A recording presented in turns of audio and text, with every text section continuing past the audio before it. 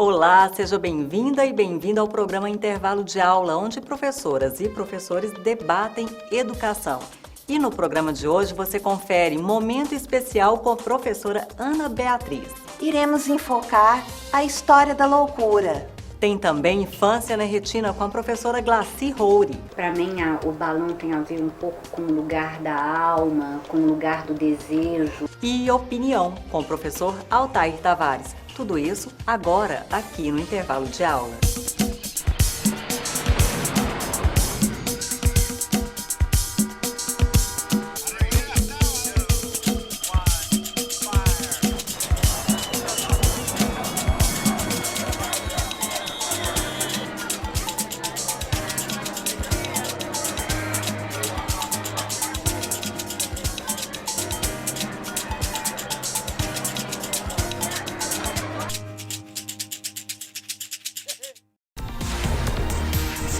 Escolha um dos cursos da Faculdade Araguaia e faça toda a diferença.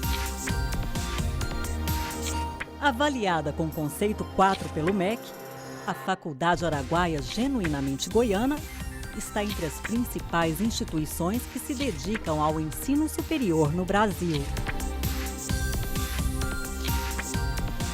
Faculdade Araguaia, cuidando de sua natureza.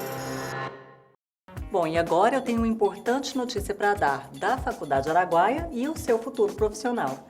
Imagine você formado em publicidade, biologia, educação física, sendo um jornalista, administrador, professor, enfim.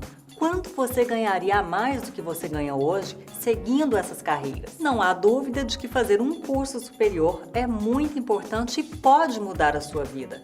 Com o conceito 4 obtido na avaliação do MEC, todos esses cursos da Faculdade Araguaia podem ser financiados pelo Programa do Governo Federal de Financiamento Estudantil, o FIES, e você só vai começar a pagar 18 meses depois de formar. Ou seja, essa é a oportunidade única de fazer um curso superior na Faculdade Araguaia, onde o governo federal, por meio do FIES, financiará os seus estudos e você poderá se tornar esse profissional bem remunerado, sem desembolsar nada, nem matrícula, com o programa do governo federal de financiamento estudantil. Mais informações, entre no site da Faculdade Araguaia e confira. Faculdade Araguaia, cuidando de sua natureza.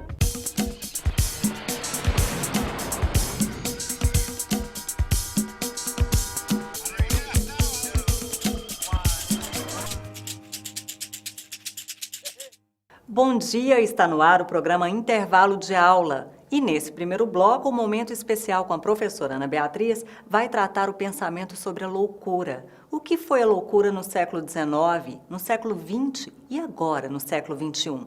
Veja sobre a história da loucura no momento especial.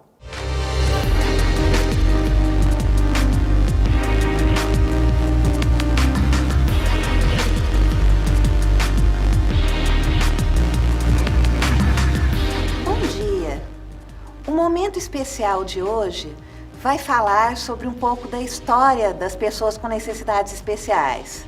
Neste caso, iremos enfocar a história da loucura.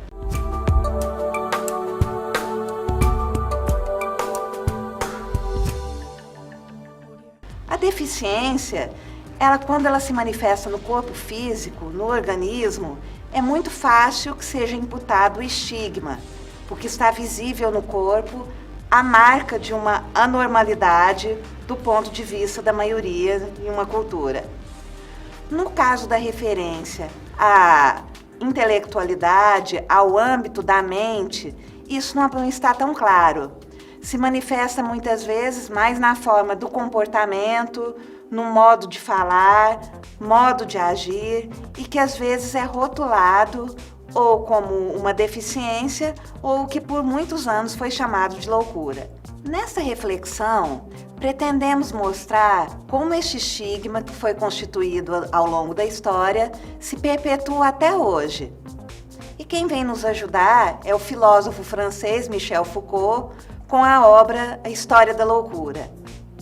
Foucault mostra nesta obra o transcorrer do estigma do louco e da loucura desde a Renascença e as influências dessas concepções, desses paradigmas, na contemporaneidade.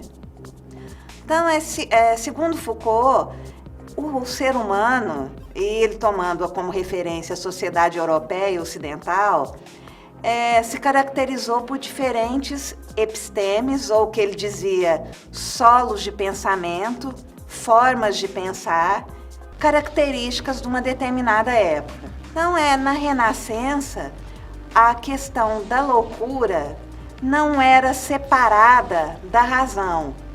Quer dizer, havia, claro, o estigma do louco, que para onde eram mandadas aquelas pessoas que se comportavam diferentemente na sociedade?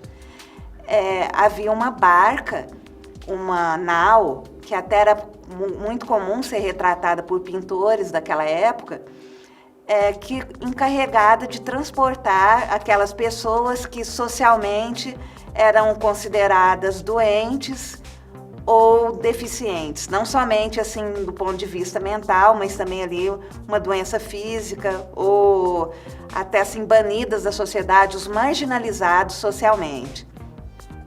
E eles eram colocados numa barca e transportados. Para onde? Sempre à deriva, porque o que se contava é que quando essa nau chegava próximo às cidades também não queriam receber esses sujeitos.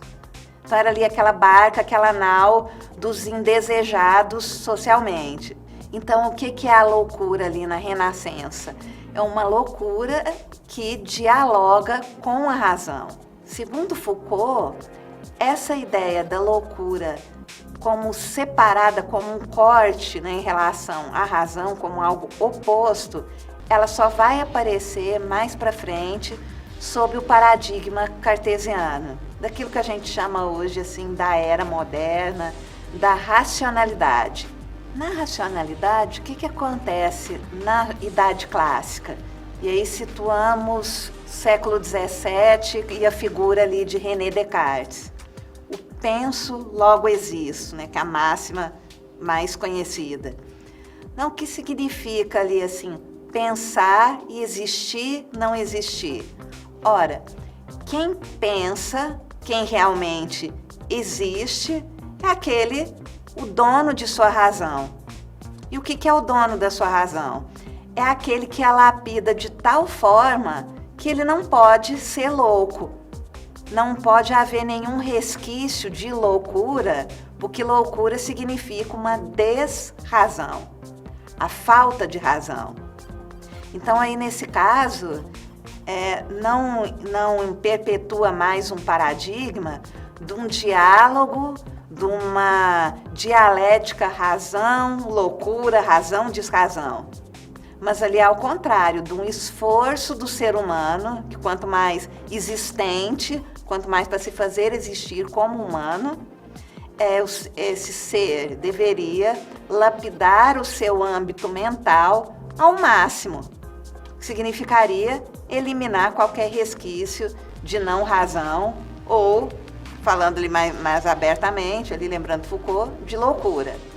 Loucura não combina, né, em termos da Idade Clássica, com a ideia de razão. Então, como consequência, isso apareceu socialmente no mundo ali das artes como um silenciamento da figura do louco ou das manifestações relacionadas à loucura. Eu gostaria que quem tiver a oportunidade de filmar e divulgar, isso vai ser muito importante para que nossa sociedade continue livre. Porque a questão de subir no orelhão, como a irmã pergunta, a questão é simples. Eu não vou acatar ordem externa, ordem que pouco sabe o que é a arte, porque não se preocupa com isso. Quando aparece a figura ali do louco ou as situações relacionadas à perda de razão, é muito mais na questão de um trágico do que de uma denúncia social. Agora já há muitos anos eu faço mensagens nas pilastras, mensagens nas passarelas, tudo por amor, e você não sabe quem sou eu. Vocês andam cegos. Eu digo, vocês estão cegos, vocês estão com os olhos abertos, a luz divina apagada. Entendeu? Você não bate na cabeça não, tudo que eu faço é por amor. Realmente ali daquele que não soube se adaptar ao meio, não conseguiu se adaptar às normas, então, como punição por sua falta de capacidade individual de não se desenvolver do ponto de vista da racionalidade, ele acaba internado. Dentro dessa reflexão, trazemos uma dica de leitura. Dessa vez, um clássico de José Mauro de Vasconcelos, ambientado aqui no estado de Goiás, Rosinha, Minha Canoa.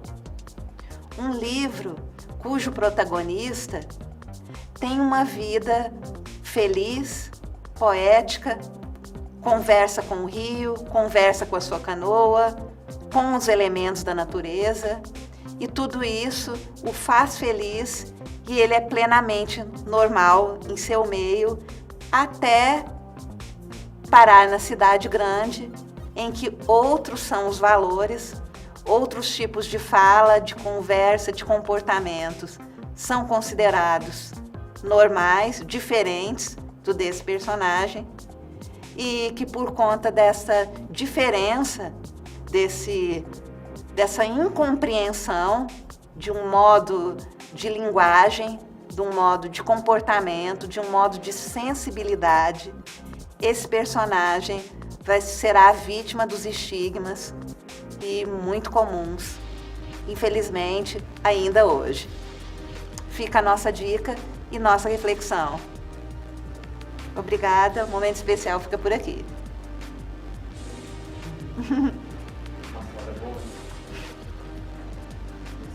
Interessante como um mesmo objeto, como a loucura, pode ser visto de forma diferente em distintas épocas, não é mesmo? Bom, vamos para o intervalo e daqui a pouco a gente volta.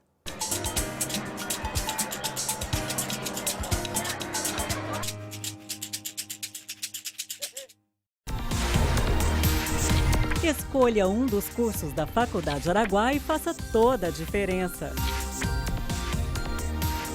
Avaliada com conceito 4 pelo MEC, a Faculdade Araguaia Genuinamente Goiana está entre as principais instituições que se dedicam ao ensino superior no Brasil.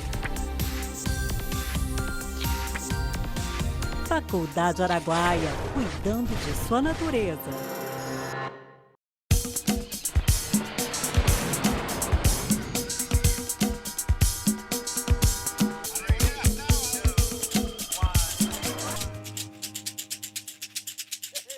Voltamos ao programa Intervalo de Aula e nesse segundo bloco, Opinião com o professor Altair Tavares vai tratar o tema jornalismo, opinião e educação. O Intervalo de Aula com o Opinião aborda hoje a polêmica da atualidade, que é a relação entre espionagem e jornalismo, poder e jornalismo.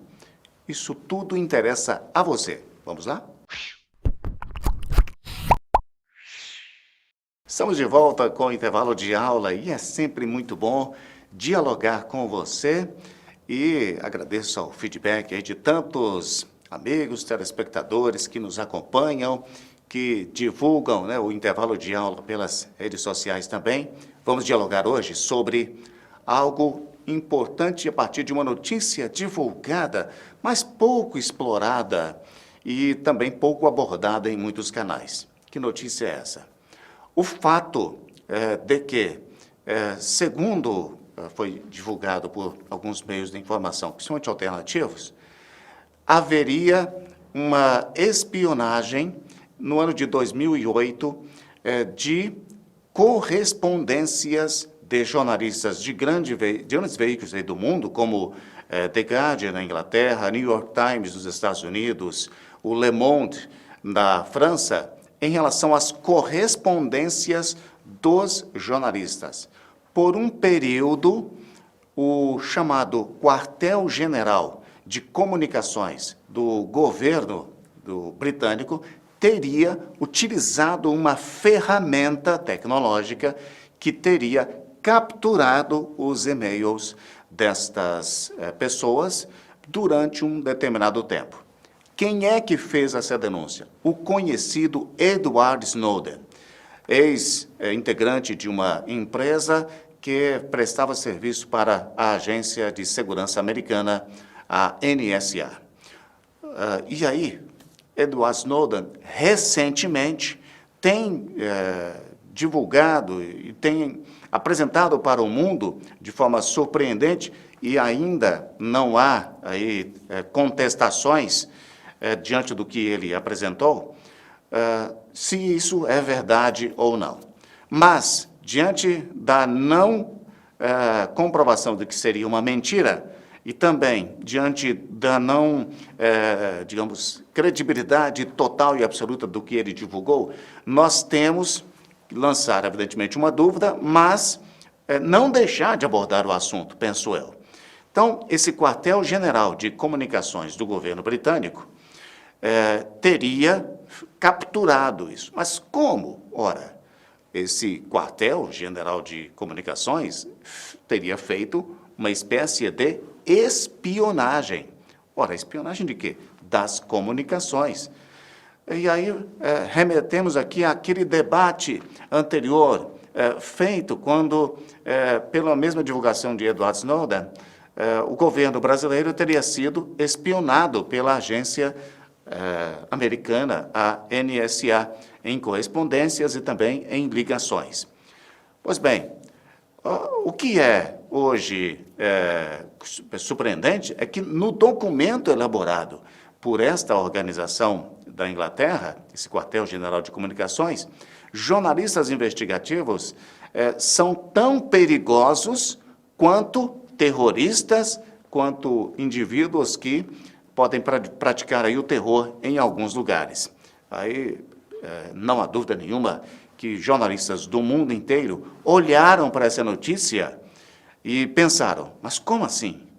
Os jornalistas são considerados tão perigosos quanto esses terroristas?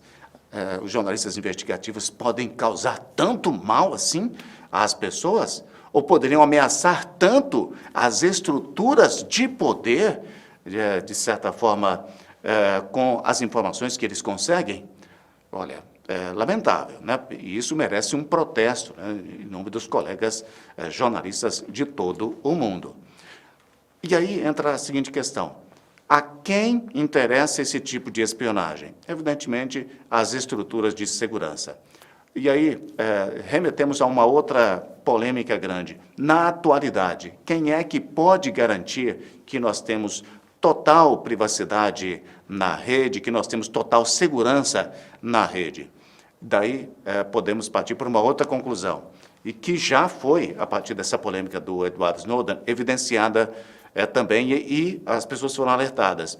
Não há segredo na rede, não há segurança de segredo na rede, não há segurança de informações na rede. E por isso, telespectador, isso serve de alerta para que nós, mais uma vez, coloquemos em debate esse importante momento da atualidade, em que parece que a tecnologia facilitou tudo para todo mundo, mas, ao mesmo tempo, ela traz para a gente essa ideia de que a privacidade está indo embora. Para você ter privacidade total, você teria que isolar-se dos sistemas de comunicação. E aí, voltando a essa ferramenta, né, do quartel-general de comunicações do governo britânico. Como é que uma ferramenta consegue acessar os e-mails de tanta gente e acumular 70 mil informações em apenas 10 minutos? Realmente, é uma ferramenta poderosa. A gente pode ter a certeza de que sigilo mesmo não existe no ambiente da rede quando se quer, quando quem quer, né, entrar nos sistemas consegue com essas ferramentas de espionagem. Por isso que espionagem hoje está no ambiente tecnológico. Os espiões de antigamente, infiltrados em organizações, podem ser necessários, sim, mas hoje o espião que penetra nas comunicações das pessoas, que invade as comunicações das pessoas, este é o verdadeiro espião da atualidade. Aí eu fico com a seguinte pergunta: esse documento do governo britânico teria colocado jornalistas investigativos como mais perigosos do que terroristas. Eu pergunto, quem é que é terrorista de verdade? Quem invade as comunicações das pessoas ou os jornalistas que tentam aí, sabendo da sua obrigação social, prestar um serviço para a sociedade, porque jornalismo é um serviço público, né, prestado por profissionais e por empresas. Obrigado e até a semana que vem, aqui no Intervalo de Aula. Bom, agora o programa Intervalo de Aula faz uma pausa de 2 minutinhos e daqui a pouco estamos de volta.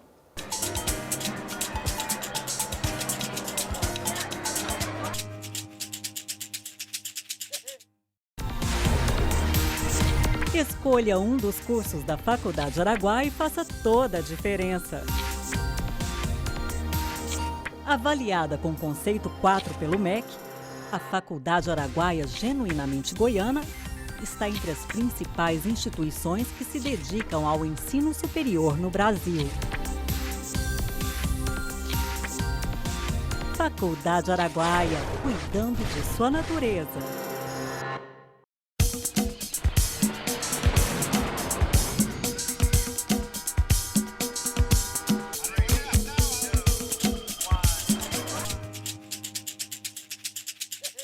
Voltamos ao programa Intervalo de Aula, onde professora e professor debatem educação. E agora, nesse terceiro bloco, o assunto é infância, educação e psicanálise, com a professora Glaci Roure.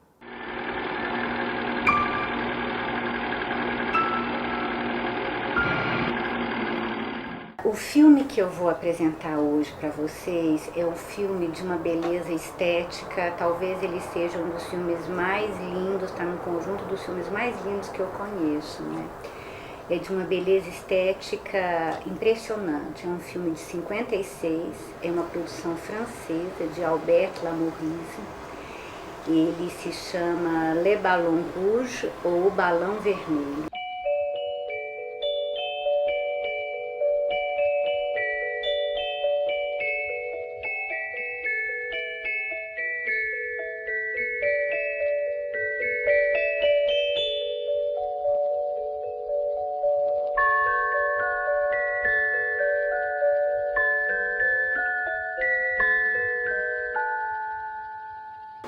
É uma produção belíssima, é um curta de 32 a 35 minutos, mais ou menos, e ele é um marco poético do cinema, né? Quer dizer assim, ele é considerado uma das experiências estéticas, poéticas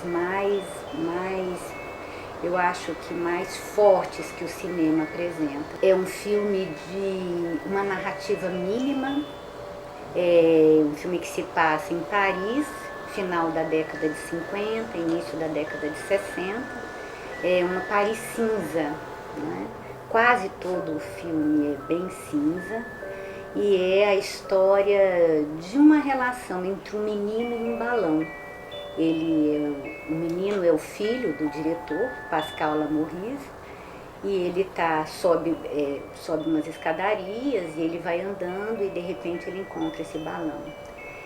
No filme só o balão é a única cor praticamente do filme, né? Que é o vermelho, e é um vermelho maravilhoso, é de uma poesia o filme, e esse balão, a partir desse encontro, começa a seguir esse menino, que é um menino dos seus 5, 6 anos mais ou menos, em direção à escola. E é um filme que traduz muito, nos diz muito disso que eu venho dizendo, que é ao mesmo tempo um certo cinza da infância e ao mesmo tempo a capacidade que a criança tem de subverter ou não essa entrada no mundo do adulto, né?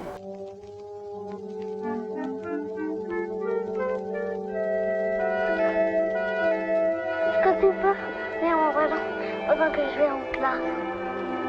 Et surtout ne lâche pas. Hein?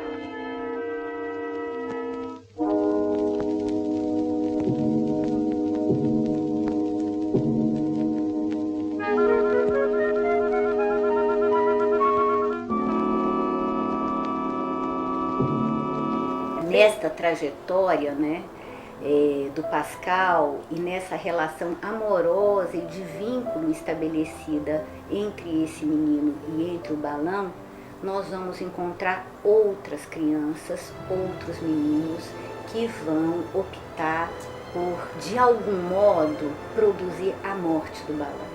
Não é? Quer dizer, então nós vamos ver no filme também uma certa corrida de alguns garotos que vão então furar o balão, vão perseguir o Pascal pelo balão.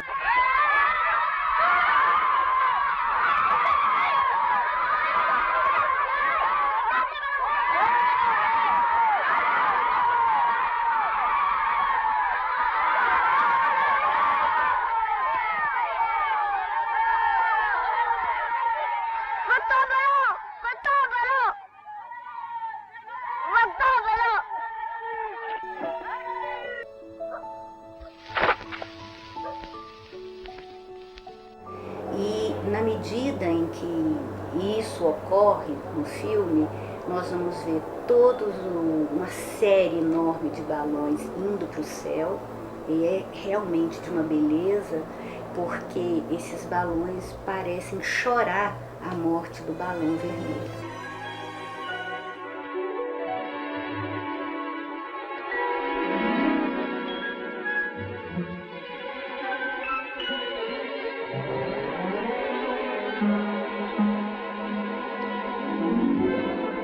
Em que o balão ele vai, então, diria, morrendo aos poucos, ele vai se esvaziando, ele cai no chão, até que um menino vem e pisa em cima do balão. E quando o Pascal está chorando a morte do balão, né, que é a alegria, que podemos dizer a esperança, é o lugar de acreditar no mundo melhor, no mundo de homens, né? Homens honestos, homens que querem de fato produzir um mundo mais justo. Os balões de alguma forma vão até Pascal e o final do filme, esse eu vou deixar para vocês verem a beleza desse filme, não é? Que diz, num curto espaço de tempo, dessa experiência do homem que fica entre essa pulsão mortífera, que é matar tudo aquilo que é diferente, tudo aquilo que parece ser cobiçado pelo outro, tudo aquilo que parecemos não poder consumir, não podemos ter, então esse lugar mortífero, né? De que se mata na medida em que não se tem.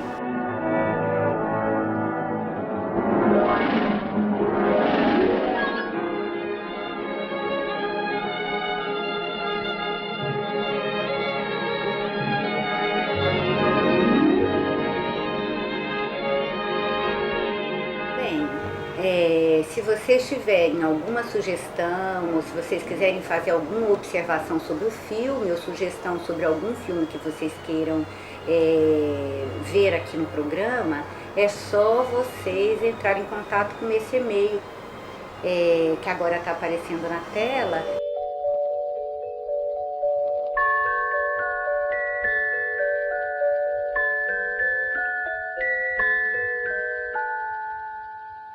É isso aí, muito obrigada pela companhia, foi ótimo debater educação com você, espero que no próximo domingo estejamos juntos novamente. Até lá!